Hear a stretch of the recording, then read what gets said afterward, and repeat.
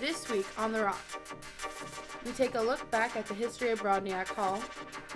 We also look at mountain biking around Anacortes. And finally, a story on how to keep you and your pets safe. All that and more on this week's episode of The Rock.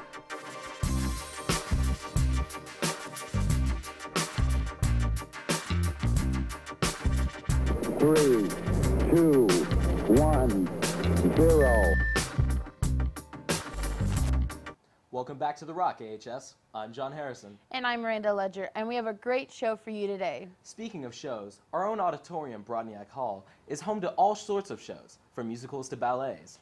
Gabe Apple and Abby Davis made a segment about the history of Broadniak and the upcoming upgrades on the building. Broadniak is 45 years old. In this building in particular, and because of its age, there's a lot of maintenance issues that have to be done. Currently we have in our lecture hall, the lights are starting to flicker, and that's just because of the system and the age that it's in. Some of the upgrades, we were looking at new seating, new electrical system, new sound system for the most part, especially for our sound and lighting consoles. We'll also have a new acoustic shell that will be coming down from the ceiling and from the sides. That's about 18 feet tall. My name is Bob Knorr.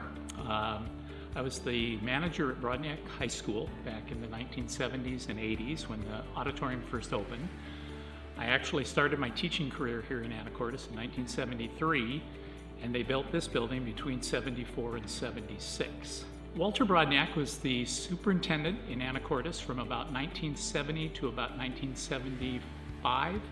After he passed away, the school board named the theater Broadniak Hall in his honor, recognizing all the work that went into creating the program that we have now in Anacortes. Broadniak Hall was built to partner with our community and to provide opportunities for our students, and I think it's done both of those extremely well. One of my favorite memories was a concert with Bill Love. A couple of those stagecraft kids had built a flying harness, and the Wicked Witch of the West flew back behind the band, and the audience broke up and the band had no idea what was going on, and it was quite hilarious to watch. Just really creative, fun kinds of things, and that's what the arts do, is they really bring out that creative flavor in people, and particularly young students that are exploring and discovering, and it's just a wonderful hall, and it's full of great memories for me. I'm just really excited about where we're going with Broadniak Hall. It's in for a facelift. We're not going to redo Broadniak Hall. It will be shrunk down a little bit and made a little bit more intimate, but it will still be a large performing hall for our community. It should be able to meet the needs of the performing community in Anacortes, and then also provide a space for our students to continue to have their performances here. It's just a truly unique performing hall for a high school of our size, and we're very fortunate to have it. Every year, the Anacortes School District gives out the Broadniak Cultural Education Award to advocates of the arts throughout the district. We'd like to congratulate Sherry Shavers for receiving the award for her work with students in poetry and literacy. Next up, we'd like to talk about mountain biking in Anacortes. As summer kicks off, the Anacortes mountain bike team has been breaking in the woodland trails of Anacortes. Connor Powell and Amelia Ruri checked in on them to see what they've been doing over the spring in the next segment. Anacortes is known for its hiking trails and great outdoor parks. One group that has taken advantage of the great outdoors is the Anacortes mountain bike team. I started mountain biking like 6 or 7 years ago with my dad, just out in the woods on an old beater bike. I've been riding pretty much my entire life, but I started with the team, let's see, it was like 5 years ago here, so in 8th grade. I first started mountain biking in 4th grade. Well, I haven't been racing a whole lot this year. I've sort of taken a step back, but usually I like to do a little bit of a warm-up, and then it's pretty much, a large piece of it is getting your head in the game, and it's really just a large mental game. So Usually the night before I eat a ton of pasta just to get that carbo loading in. Then the next day I would just kind of drink a lot of water, get mentally prepared, talk to my coach. Well, historically we've had a mixed high school and middle school, so it's 6th to 12th grade, but this year we split into 6th through 8th and 9th through 12th, so it's a little bit split, but we still ride together every Sunday, and it's still pretty good. We still really like riding with everyone, and it's a pretty strong family, I'd say. The team started 4 or 5 years ago, and there was only 3 people, and it's gradually grew.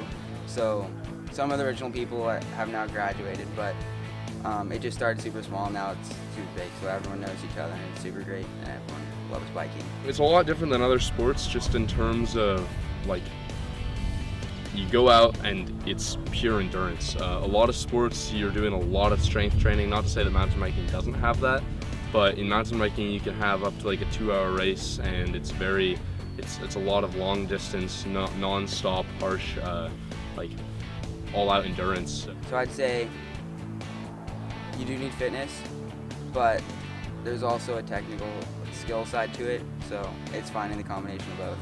Yeah, I'll probably be biking for the rest of my life. Whether or not that turns into a career or a job, I don't know. Right now I'm working at the bike shop. I'm probably not going to continue mountain biking in college just because it's a little bit inconvenient, but I definitely plan on riding as much as I can. I'm going to road bike in college a little bit, but we'll see where it goes. Yes, I'll definitely continue biking the rest of my life, and I don't think it'll ever be a job, but I'll keep doing it on the side as long as I can. While mountain biking may seem like a fast-paced and adrenaline-fueled activity, the team is always sure to be careful while riding and respectful of the trails. While we're talking about being careful, it's coyote season here in Anacortes, and it's important to keep an eye out for your pets. Will McCracken and Maddie Herring decide to look into tips for keeping safe in our final segment of the day. As it gets warmer, one of Anacortes' most common predators begin to come out, the coyote. Around this time, there are many pups being born, so the coyotes are coming out of their dens and into our neighborhoods to scavenge for food. Unfortunately, for some Anacortes residents, that food has been their own pets. Well, my dog got attacked by a coyote. I lost a cat to a coyote. I let my dog out, and she went down the street, and we didn't know anything was wrong with her. We all heard about this like 2 days later from our neighbor who came over and told us.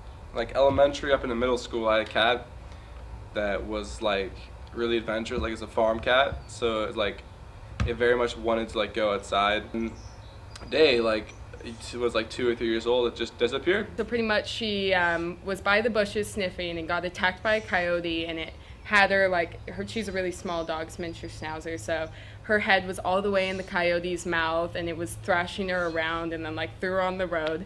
And then my doggy, because she was so smart, played dead, and then got up and ran away and came back to our house.